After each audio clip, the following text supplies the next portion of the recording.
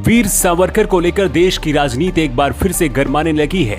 रक्षा मंत्री राजनाथ सिंह और संघ प्रमुख मोहन भागवत ने सावरकर पर एक किताब का विमोचन करते हुए इस मुद्दे पर विस्तार से बात की है।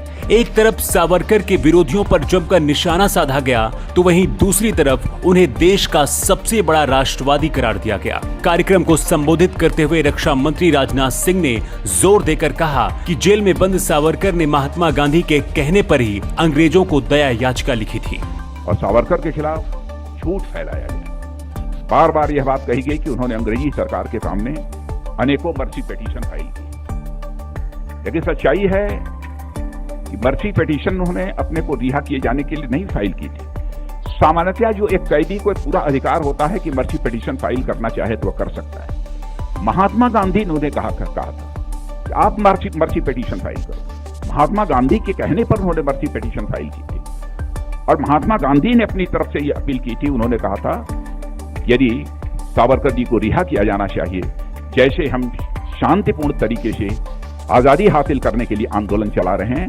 वैसे ही सावरकर जी भी आंदोलन चलाएंगे।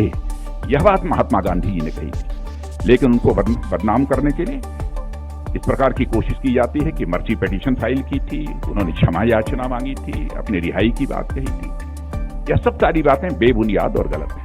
राजनाथ सिंह ने कहा है कि सावरकर को लेकर कई तरह के झूठ फैलाए गए। ऐसा लग रहा था कि सावरकर ने अंग्रेजों के सामने कई बार दया याचिका डाली थी, लेकिन सच तो ये है कि सावरकर ने ये सब गांधी जी के कहने पर किया। उन्हीं के कहने पर उन्होंने जेल में बैठ दया याचिका दाखिल की थी। राजनाथ सिंह ने उन लोगों को भी आड़े हाथों लिया जिन्होंने वीर सावरकर को फांसीवादी बताया था। उनकी नजरों में सावरकर एक स्वतंत्रता सेनानी थे। उन्हें सिर्फ उन लोगों ने बदनाम किया जो मार्क्सवादी और लेनिनवादी विचारधारा का पालन करते हैं। राजनाथ सिंह ने जोर देकर कहा है कि सावरकर को लेकर जो नफरत फैलाई जा रही है वो तथ्यहीन है। इसके अलावा राजनाथ सिंह ने सावरकर को देश का पहला रक्षा विशेषज्ञ बता दिया।